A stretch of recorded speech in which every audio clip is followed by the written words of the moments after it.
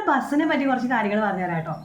ആദ്യ ദിവസേ നമ്മുടെ ഫോർച്യൂൺ ലീഡർ റിക്കു ബസ്സിനെ പറ്റി കുറച്ച് കാര്യങ്ങൾ പറഞ്ഞു തന്നിട്ടുണ്ട്. അതായത് ഭയങ്കര കോസ്റ്റ്ലി ബസ്സാണ്. 5.5 കോടി രൂപ, 1, 2 അല്ല 5.5 കോടി രൂപയാണ് ആ ബസ്സിൻ്റെ വില. അപ്പം യൂറോപ്യൻ ഡ്രൈവറാണ്, കാര്യം എക്സ്പെർട്ട് ഡ്രൈവറൊക്കെയാണ്. പക്ഷേ നിയമങ്ങൾ സ്ട്രിക്റ്റ് ആയിരിക്കും ആദ്യം പറഞ്ഞിരുന്നു.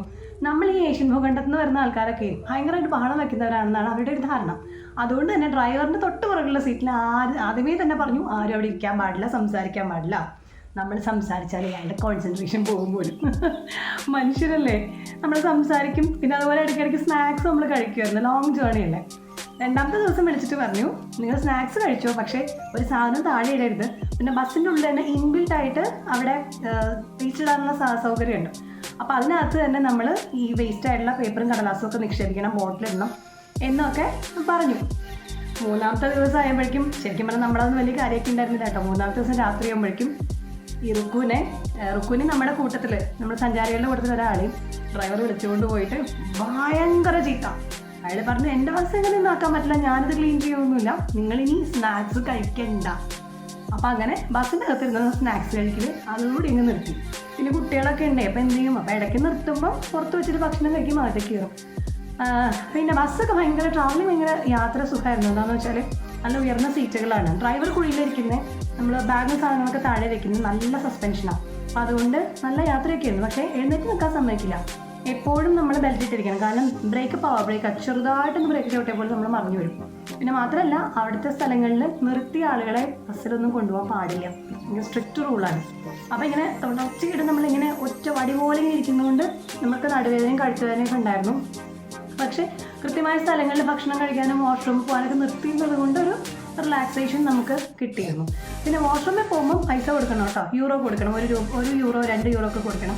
അപ്പോൾ ഞങ്ങൾ ഇന്ത്യൻ റുപ്പി കൺവേർട്ട് ചെയ്തിട്ട് യൂറോ ആക്കി, കോയിൻസ് ആക്കി സൂക്ഷിച്ചിരുന്നു. നമ്മൾ ഇവിടുത്തെ പോലെയുള്ള ATM കാർഡിൽ നമ്മൾ അവിടുത്തെ യൂറോ, അതായത് നമ്മുടെ റുപ്പീസ് കൺവേർട്ട് ചെയ്ത് യൂറോ ആക്കി, യൂണിമണി അറിയാമല്ലോ, ധനകാര്യ സ്ഥാപനം നമ്മുടെ ഇവിടെ ഉള്ളത്, അങ്ങനെ കൺവേർട്ട് ചെയ്തിട്ട് ആ കാർഡ് നമ്മൾ ആക്ടിവേറ്റ് ചെയ്ത് വാങ്ങിയിരുന്നു. കാരണം എന്തെങ്കിലും കാരണവശാൽ നമുക്ക് യൂറോൻ്റെ ആവശ്യം വന്നു, പൈസ എടുക്കാത്ത സ്ഥലമാണെങ്കിൽ നമുക്ക് ക്യാഷ് ഉപയോഗിക്കാൻ, അതിന് കാർഡ് ഉപയോഗിക്കാൻ വേണ്ടിയിട്ട് നമ്മൾ കാർഡ് അങ്ങനെ വെച്ചിട്ടുണ്ടായി. പിന്നെ ഉള്ളത് ചാർജർ. നമ്മുടെ ചാർജർ കൊണ്ടൊന്നും അവിടെ ഫോൺ ചാർജ് ചെയ്യാൻ പറ്റില്ല കേട്ടോ. അപ്പോൾ അതിന് പ്രത്യേകം ചാർജർ ഉണ്ട്. അത് നമ്മുടെ ഫോർച്യൂണുമായിട്ട് ടൈപ്പുള്ള ഒരു കമ്പനിയിൽ നിന്ന് നമ്മളത് പർച്ചേസ് ചെയ്യണം. അവരുടെ ആ ചാർജർ കുത്തിയിട്ടാണ് നമ്മുടെ ചാർജർ അതിൽ കുത്തുന്നത്, എന്നാലേ നമുക്ക് ചാർജ് ചെയ്യാൻ പറ്റുള്ളൂ. പിന്നെ മാത്രമല്ല ബസ്സിൽ ഫോൺ ചാർജ് ചെയ്യാനുള്ള സൗകര്യമുണ്ട്. ഓരോ സീറ്റിൻ്റെ അടിയിലും ഹോൾഡർ ഉണ്ട്, അതിനകത്ത് കുത്തിയിട്ട് നമുക്ക് ചാർജ് ചെയ്യാം. ബസ്സിൽ വാഷ്റൂം ഉണ്ട്, ടോയ്ലറ്റ് ഉണ്ട്. അപ്പോൾ അത്രയും നല്ല ബസ്സാണ്. പക്ഷേ അതിനനുസരിച്ചുള്ള കാര്യങ്ങൾ നമ്മൾ ശ്രദ്ധിക്കണം എന്ന് മാത്രം. ലോങ് ഡിസ്റ്റൻസ് കോച്ച് എന്നാണ് ഇങ്ങനത്തെ ബസ്സുകൾ അറിയപ്പെടുന്നത്. അപ്പോൾ അങ്ങനത്തെ ബസ്സുകളിൽ മാത്രമേ അവിടെ ലോങ് ദൂരങ്ങൾ നമുക്ക് പോകാൻ പാടുള്ളൂ. അതിന് പ്രത്യേകം ലൈസൻസ് ഉള്ള ഡ്രൈവർമാരുണ്ടായിരുന്നു.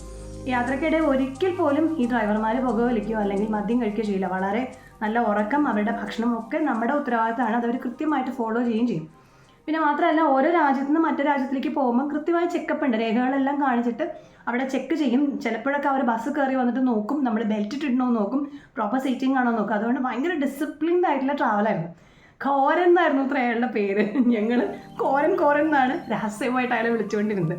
പിന്നെ മലയാളം അയാൾക്ക് മനസ്സിലാവാത്തതുകൊണ്ട് രക്ഷപ്പെട്ടു. ആദ്യമൊക്കെ അയാളോട് നമുക്ക് ഭയങ്കര ദേഷ്യമായിരുന്നു, ഇത്രയും സ്ട്രിക്ട്നെസ് കാണിച്ചു. നമ്മളൊരു ട്രിപ്പല്ലേ, എൻജോയ് ചെയ്യാൻ സമ്മതിക്കുന്നില്ലല്ലോ.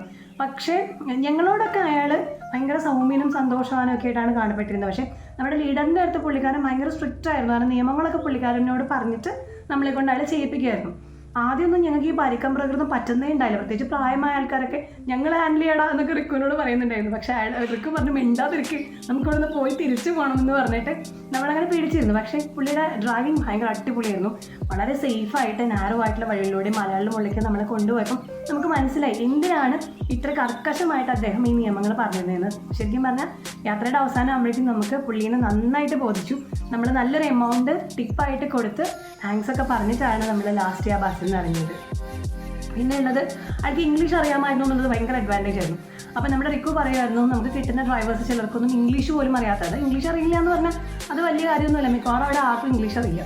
ഈ ഡ്രൈവർക്ക് ഇംഗ്ലീഷ് അറിയാൻ പറ്റില്ല. അപ്പോൾ അത്യാവശ്യം നമ്മുടെ കാര്യങ്ങളൊക്കെ പറഞ്ഞ് സാധിപ്പിക്കാനും റൂട്ട് പറഞ്ഞു കൊടുക്കാനും ഒക്കെ നമുക്ക് കൃത്യമായിട്ട് സാധിച്ചിട്ടുണ്ടായി. അപ്പോൾ അങ്ങനെ. അപ്പോൾ ഇനി നമുക്ക് അടുത്ത വീഡിയോ കണ്ടാലോ. ഇതാണ് ബെൽജിയത്തിലെ ബ്രസൽസിലെ ഒരു മെയിൻ അട്രാക്ഷൻ. ഇത് അറ്റോമിയം എന്ന് പറഞ്ഞ ഒരു ബിൽഡിംഗ് ആണ്. ആറ്റത്തിൻ്റെ മാതൃകയിലാണ് ഇത് ഉണ്ടാക്കിയിരിക്കുന്നത്. ഇതൊരു ആർക്കിടെക്ചറൽ ഇന്നോവേഷൻ ആണ്. അതുപോലെ it is A simple of peaceful scientific progress. 1958 പണി കഴിപ്പിച്ച ഒന്നാണ് ഇത്. നമ്മളിപ്പോൾ നിൽക്കുന്നത് അറ്റോമിയം എന്ന് പറഞ്ഞൊരു സ്ട്രക്ചറിൻ്റെ മുന്നിലാണ്. ഇത് ബെൽജിയത്തിൽ തന്നെയാണ്. എൻ്റെ ബാക്കിൽ കാണുന്നുണ്ടോ?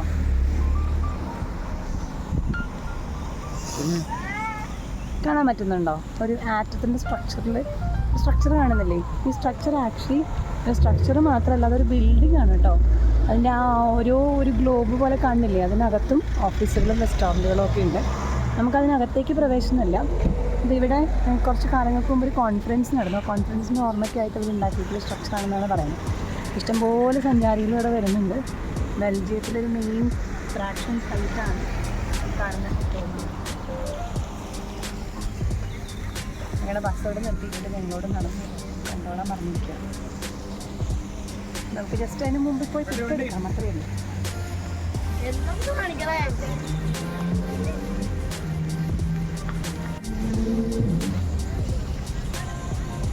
ഇതാണ് അറ്റോമിയം എന്ന് പറഞ്ഞ ബിൽഡിംഗ്. നമുക്ക് ഇമാജിൻ ചെയ്യാൻ പറ്റുമോ? അതൊരു ബിൽഡിംഗ് ആണ്. ഇതൊരു സ്ട്രക്ചറാണെന്ന് നമുക്ക് തോന്നുമെങ്കിലും അതൊരു ബിൽഡിംഗ് ആണ്. നമുക്ക് എൻട്രി ഇല്ല, പുറത്തുനിന്ന് കണ്ടിട്ട് പോകാമെന്നുള്ളതേ ഉള്ളൂ. സഞ്ചാരികളുടെ കാറുകളാണ് കിടക്കുന്നത്. ഓക്കെ, അപ്പോൾ നമ്മളിവിടുന്ന് വീണ്ടും നമ്മുടെ അടുത്ത ഡെസ്റ്റിനേഷനിലേക്ക് പോവാണ്. And we are moving on to another country. പിന്നെ ഇവിടുത്തെ മെയിൻ ഒരു ഇത് വേണ്ട സൈക്കിള്. ഇതെല്ലാ ആളുകൾക്കും സൈക്കിളുണ്ട്. കുട്ടികളാണെങ്കിൽ കുഞ്ഞു കുട്ടികളെ തുടങ്ങി റാമിലിങ്ങനെ അവർ ചലിക്കുമ്പോൾ തന്നെ നേരെ നോക്കുമ്പോൾ കാണാം റാമിലിങ്ങനെ കൊണ്ടുവരും. ഞങ്ങളുടെ ടൂർ ഓപ്പറേറ്റർ വിളി തുടങ്ങി, ഫോർച്യൂൺ. പൊടിയില്ല കയ്യിൽ, എന്താണാവോ. കുഞ്ഞു കുട്ടികളെ തുടങ്ങി ഇങ്ങനെ കൊണ്ട് നടന്ന് ശീലമാക്കും. ഒരു ഡബിൾ ഡക്കർ ബസ് വരുന്നുണ്ട്, നല്ല ഭംഗിയുണ്ട്. സിറ്റി ടൂറാണ്. അപ്പോൾ അതിനകത്ത് കയറിയുള്ള അവരുടെ കുറേ സ്പോട്ടുകളുണ്ട്, അവിടെ കൊണ്ടുപോയി അത് കാണിക്കും. നോക്കിക്കോട്ടാ. വാവ്, ഇതിൻ്റെ മുകൾ ഭാഗം ഓപ്പണാണ്. ഇവിടെ നല്ല വെയിലാണെന്ന് നമുക്ക് ഈ വീഡിയോ കാണുമ്പോൾ തോന്നും, പക്ഷേ ഭയങ്കര തണുപ്പാണ്. 11 ഡിഗ്രിയാണ് ഉള്ളത്. കമ്പാരിറ്റീവ്ലി വെയിലിൻ്റെ ചെറിയൊരു ചൂടുള്ളതുകൊണ്ട് നമുക്ക് സഹിക്കാം, അത്രയേ ഉള്ളൂ. കിടുകിടാ വിറയ്ക്കുന്നില്ല. ഈ വെയിലിങ്ങനെ കൊണ്ടുകൊണ്ട് നിൽക്കാൻ തോന്നും നമുക്ക്. ചറ പറയാവുന്ന പ്രാമുകളാണ്. പ്രാമുകളിലെല്ലാം ബേബീസും ഉണ്ട്. ഓക്കെ, അപ്പം ശരി, നമ്മൾ അടുത്ത കൺട്രിയിലേക്ക് പോകും. അങ്ങനെ ബെൽജിയത്തിൽ നിന്നും യാത്ര ചെയ്ത് നമ്മൾ നെതർലാൻഡ്സിലെ ഹോളണ്ടിലെത്തി. അവിടെ തന്നെ റോട്ടർഡാം എന്ന് പറഞ്ഞ പ്രധാനപ്പെട്ട സ്ഥലത്തെ ബ്ലിഡ്ജ് ടോപ്പ് എന്ന ഹോട്ടലാണ് ഈ കാണുന്നത്. ഇവിടെയാണ് നമ്മുടെ താമസം. നെതർലാൻഡ്സിൽ നമ്മുടെ അടുത്ത കൺട്രിയുടെ ഡെസ്റ്റിനേഷനിലെത്തിയിരിക്കുകയാണ്. നെതർലാൻഡ്സിൽ നമ്മൾ ലാൻഡ് ചെയ്തപ്പോൾ നല്ല തണുപ്പാണ്, രക്ഷയില്ല. പിന്നെ ഇപ്പോൾ സമയം ഇവിടെ വെറും 6:45. 6:45 സൺലൈറ്റ്, ഭയങ്കര സൺലൈറ്റാണ്. നമ്മുടെ ഉച്ചയ്ക്ക് 1 മണി പോലെയുള്ള വെളിച്ചമാണ്. പക്ഷെ പറഞ്ഞിട്ട് ചെറിയൊരു കാറ്റടിച്ച തണുപ്പ് നമ്മൾ ചാവും, അതുപോലെ തണുപ്പാണ്. ഇന്നിപ്പോൾ ഹോട്ടലിൻ്റെ എൻട്രൻസിലെത്തി. ഇതാണ് നമ്മുടെ ഹോട്ടൽ. യെസ്, ഇന്ന് രാത്രി മാത്രമേ നമ്മളിവിടെ സ്റ്റേ ചെയ്യുന്നുള്ളൂ. അത് കഴിഞ്ഞിട്ട് ചെക്ക് ഔട്ട് ചെയ്ത് നമ്മൾ നാളെ അടുത്ത കൺട്രിയിലേക്ക്. അപ്പോൾ എല്ലാവർക്കും റൂം അലോട്ട് ചെയ്തുകൊണ്ടിരിക്കുകയാണ്.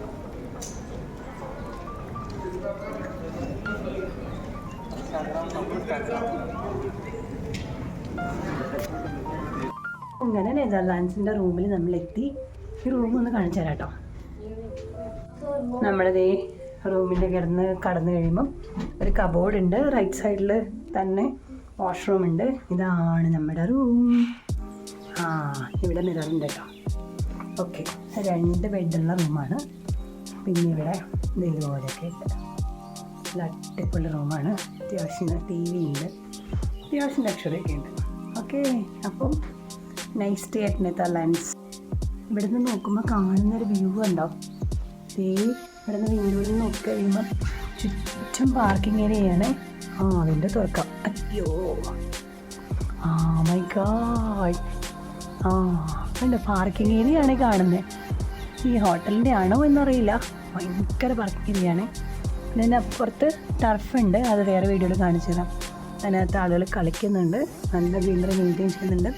ടെമ്പറേച്ചർ ഒരു 11-12 ഒക്കെയാണ് ഉള്ളത്. പക്ഷെ ചെറിയൊരു കാറ്റടിച്ചാൽ തണുത്ത് തറച്ച് ചാവും. അത്ര ബ്യൂട്ടിഫുൾ സ്കൈ കണ്ടോ. ഞാൻ ഇവിടുത്തെ വാഷ്റൂം ഒന്ന് കാണിച്ചു തരാം കേട്ടോ. ഇതിന് പ്രത്യേകതയുണ്ട്. ഇതാണ് ഇവിടുത്തെ വാഷ്റൂം. ഞാനിപ്പോൾ വന്നു പറഞ്ഞ ചൂടുവെള്ളത്തിലൊരു കുളി പാസ്സാക്കി, അതുകൊണ്ടാണ് കുറച്ച് വെള്ളമൊക്കെ കാണുന്നത്. ചെല്ലുമ്പോൾ തന്നെ ഒരു വാഷ് ബേസിൻ, അതിൽ നമുക്ക് ഹാൻഡ് വാഷ് ഉണ്ട്, അതുപോലെ തന്നെ സ്കിൻ ലോഷൻ ഉണ്ട്. ഓക്കെ, പിന്നെ പേപ്പർ ഇവരുടെ പ്രധാന ഐറ്റം ആണല്ലോ, എന്തിനും പേപ്പറാണ് കൂടുതൽ. പേപ്പർ അൺലിമിറ്റഡ് ആണ്, ഇതിങ്ങനെ വലിച്ചു കഴിയുമ്പം ഇഷ്ടംപോലെ പേപ്പേഴ്സിനകത്ത് നിന്ന് വരും, യൂസ് ചെയ്യാം. ഹെയർ ഡ്രയർ ഉണ്ട്, ഷവർ ക്യാപ്പ് ഉണ്ട്, പിന്നെ വാഷ് ക്ലോത്ത് ഉണ്ട്, പിന്നെ 2 ഗ്ലാസ് ഇങ്ങനെ കമത്തി വെച്ചിരിക്കുന്നുണ്ടോ. ഇത് കഴിഞ്ഞ ദിവസത്തെ വീഡിയോയിൽ ഞാൻ കാണിക്കാൻ വിട്ടുപോയതാണ്. ഈ ഗ്ലാസ് കമത്തി വെച്ചാൽ അതിൻ്റെ അർത്ഥം ഈ വാഷ് ബേസിനിൽ വരുന്ന വെള്ളം പ്യുവർ ആണെന്നാണ്. കുടിക്കാനുള്ള വെള്ളത്തിന് ഭയങ്കര ക്ഷാമമാണ്. നമുക്ക് വളരെ ലിമിറ്റഡായിട്ട് 1/2 ലിറ്റർ വെള്ളം നമ്മുടെ ടൂർ പാക്കേജിൽ നമുക്ക് തരും. ബാക്കിയുള്ള വെള്ളം എന്ന് പറയുന്നത് നമ്മൾ ഈ വാഷ് ബേസിൻ്റെ വെള്ളമാണ് നമ്മളെടുത്ത് കുടിക്കാൻ ഉപയോഗിക്കുന്നത്. അതുകൊണ്ടൊരു പ്രശ്നവുമില്ല, ബിക്കോസ് ഇത് പ്യുവർ വാട്ടറാണ്. അതിനാണ് ആ ഗ്ലാസ് ടോയ്ലറ്റിൽ കമത്തിയിട്ടിരിക്കുന്നത്. നമുക്ക് ആലോചിക്കുമ്പോൾ കുറച്ച് ബുദ്ധിമുട്ടായിട്ട് തോന്നും, ബട്ട് ഇത് ഇവിടുത്തെ ഒരു സിസ്റ്റമാണ്.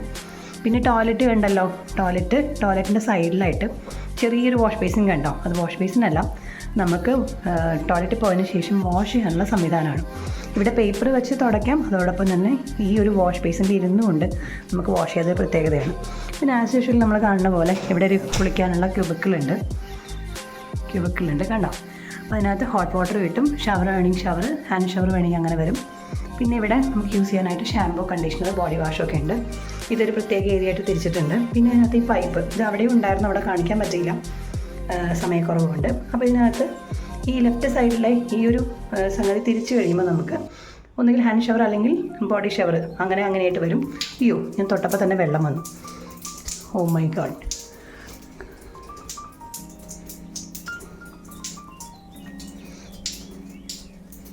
നിന്നോളൂ. പിന്നെ ഈ സൈഡിൽ കണ്ടോ ഒരു നോബ്, ഇത് ആ ബാത്റൂമിലുണ്ടായിരുന്നു. ഈ നോബ് എന്തിനാണെന്ന് വെച്ചാൽ ഈ നോബ് തിരിച്ച് കഴിയുമ്പം നമ്മുടെ വാഷ്റൂമിൽ വരുന്ന വെള്ളത്തിൻ്റെ ടെമ്പറേച്ചറിൽ വ്യത്യാസം വരും.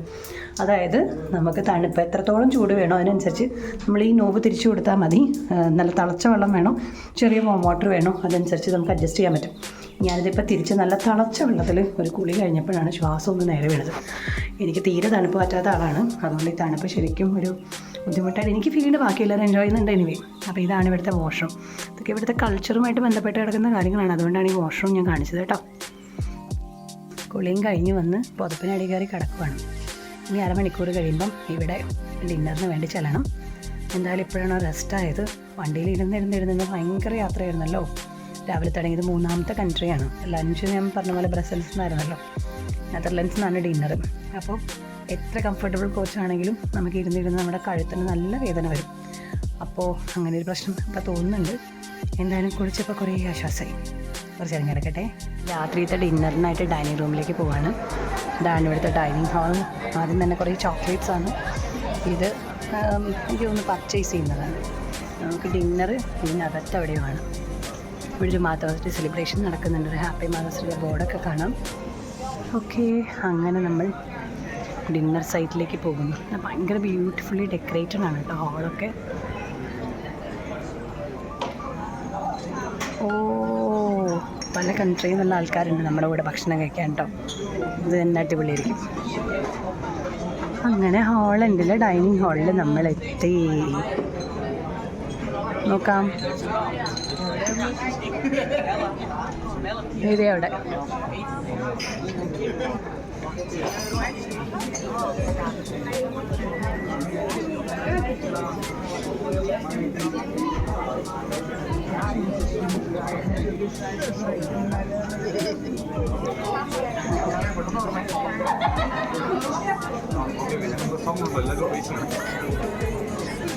കഴിക്കാനുള്ള ഫോർക്കും സ്പൂണും റെഡി ആയിട്ടുണ്ട്. വിരിച്ചൊരുക്കിയ മേശ അതിന് ചുറ്റും നമ്മളിരിക്കുന്നു. ബാക്കി വരുന്നിടത്ത് വെച്ച് കാണാം. ഈ തന്നെ ഞാൻ പോയി അനുവാദം ചോദിച്ചു. ഇവിടെ ഭയങ്കര പ്രൈവസിയുടെ ആൾക്കാരാണ്. ഇന്നത്തെ കാര്യം വീഡിയോ ഫോട്ടോ എടുക്കുമ്പോൾ നമ്മളവരോട് ചോദിക്കും. ഇനി നമ്മുടെ ഫുഡ് റെഡിയായി കഴിഞ്ഞു. ഇപ്പോൾ സ്റ്റാർട്ടിങ്ങിൽ തന്നെ പ്ലേറ്റ്സ് ഉണ്ട്, പിന്നെ കത്തി, ഫോർക്ക് ഇതെല്ലാം പ്രൊവൈഡ് ചെയ്തിട്ടുണ്ട്. പിന്നെ ഇവിടെ ആപ്പിളും ഓറഞ്ചും വെച്ചിട്ടുണ്ട്. ലൈവ് ജ്യൂസാണ്, പറയുമ്പോൾ അടിച്ചു തരും. പിന്നെ ക്രീമുണ്ട്. പിന്നെ തുടങ്ങുന്നത് കേക്കിലാണ്, പേസ്ട്രിയിലാണ്. എടുത്തു ഇതുപോലെ ഇങ്ങനെ പേസ്ട്രി മുറിച്ചെടുക്കും. പഞ്ചപ്പ സൂപ്പർ. അങ്ങനെ അത് കഴിഞ്ഞ് കഴിയുമ്പം നമ്മുടെ റസ്ക് പോലെ എന്തോ ഒരു സാധനം. അത് കഴിഞ്ഞ് ഇവിടെ സൂപ്പാണ്, ടൊമാറ്റോ സൂപ്പാണ്. അതിന് കഴിക്കാനുള്ള പാത്രങ്ങളാണ് ഈ കാണുന്നത്. അത് കഴിഞ്ഞ് നമ്മൾ ഇന്ത്യൻസ് ആയതുകൊണ്ട് നമുക്ക് ഫ്രൈഡ് റൈസ് പ്രൊവൈഡ് ചെയ്തിരുന്നു. ചിക്കൻ ഫ്രൈഡ് റൈസാണ്. പിന്നെ ഇതേ മക്കള് പണി തുടങ്ങി. ചിക്കൻ്റെ എന്തോ സംതിങ് ആണ്, എന്താണെന്ന് അറിയില്ല. ചിക്കൻ കറി ടൊമാറ്റോ. ചിക്കൻ കറി വിത്ത് ടൊമാറ്റോ. പിന്നെ നമ്മുടെ കടലക്കറിയാണ് കേട്ടോ. അത് കഴിഞ്ഞിട്ട് പിന്നെ ഇതേ പൊട്ടറ്റോ, കുഞ്ഞു കുഞ്ഞു പൊട്ടറ്റോ ഇങ്ങനെ എന്തോ ചെയ്ത് വെച്ചിട്ടുണ്ട്. പിന്നെ ഇത് കോളിഫ്ലവറിൻ്റെ കറി. പിന്നെ അത് കഴിഞ്ഞ് എല്ലാ വെജിറ്റബിൾസും കട്ട് ചെയ്തിട്ടുണ്ട്. അത് കഴിഞ്ഞ് ഇത് സാലഡ്സിൻ്റെ സെക്ഷനാണ്. സാലഡ്സിൻ്റെ സെക്ഷനിൽ ഇത് മൊത്തം different kinds of salads and leaves ആണ്. ലീവ്സ് ഉണ്ടോ? ലീവ്സ്, പിന്നെ നമ്മുടെ കുക്കുംബർ കട്ട് ചെയ്തത്, എനിക്ക് പരിചയമുള്ളതല്ലേ പറയാൻ പറ്റുള്ളൂ. പിന്നെ തക്കാളി കട്ട് ചെയ്തത്, വാട്ടർമെലൺ കട്ട് ചെയ്തത്, പപ്പായ, പിന്നെ വേറെ എന്തോ ഒരു ഫ്രൂട്ട്, ആപ്പിളായിരിക്കും. പിന്നെ മുന്തിരി ഉണ്ടോ? മുന്തിരിയുണ്ട്, പൈനാപ്പിളുണ്ട്. ഇത്രയും സാലഡ്സ് ഉണ്ട്. ഇതിൻ്റെ കൂടെ ആഡ് ചെയ്ത് കഴിക്കാവുന്ന എന്തൊക്കെയോ സാധനങ്ങൾ മുകളിൽ ഇരിപ്പുണ്ട്. അതെന്താണെന്ന് ഞാൻ നോക്കിയിട്ടില്ല. അത്രയേ ഉള്ളൂ. അപ്പം ഇതൊക്കെ ഒരു തലക്കെന്ന് കഴിച്ചു തുടങ്ങി തീരുമ്പോഴേക്കും മണി 10 ആവും. ഓക്കേ, ഇതെല്ലാവരും ഇവിടെ ഇന്ന് ഭക്ഷണം കഴിക്കുന്നുണ്ട്. ഈ നോർത്ത് ഇവിടുത്തെ ആൾക്കാരുണ്ടല്ലോ, അവർ ഭയങ്കര ഭംഗിയാണ് കാണാൻ കേട്ടോ. അവർ കഴിക്കുന്ന ഭക്ഷണത്തിൻ്റെ ആയിരിക്കും ഇത് ഭയങ്കര ആസ്വദിച്ച് കത്തിയും മുള്ളുമൊക്കെ എടുത്ത് അങ്ങനെ പതുക്കെ ഇങ്ങനെ കഴിക്കുന്നുണ്ട്. എൻ്റെ ദൈവമേ, ഞങ്ങളെ ഫോർച്യൂൺകാർ ഈ സൈഡിൽ നിന്ന് ആക്രമണം വേറെ നടത്തുന്നുണ്ട്. ഒരു ഹായ് പറയോ? ഹായ്. ഒക്കെ നമ്മുടെ ആൾക്കാരാണല്ലോ. ഒരു ഹായ് പറയോ? ഒരു ഹായ് പറയോ? Hi hi. ഹലോ, ഒരു ഹായ് പറയൂ. Hi hi. ഒരു ഹായ് പറയാമോ? ഹലോ, ഒരു ഹായ്. ഹായ്. അങ്ങനെ നമ്മുടെ ഡിന്നർ റെഡി ആയിട്ടുണ്ട്. ഞാൻ സൂപ്പിലാണ് സ്റ്റാർട്ട് ചെയ്യുന്നത്. ടൊമാറ്റോ സൂപ്പിൽ സ്റ്റാർട്ട് ചെയ്തിട്ട് റൈസ് ആൻഡ് കറിയിൽ വന്നിട്ട് ഫ്രൂട്ട്സ് ആൻഡ് സലാഡ്സിലേക്ക് പോകും. ഓക്കേ, സൂപ്പ് കുടിക്കാൻ പോകട്ടാ. നോക്കട്ടെ.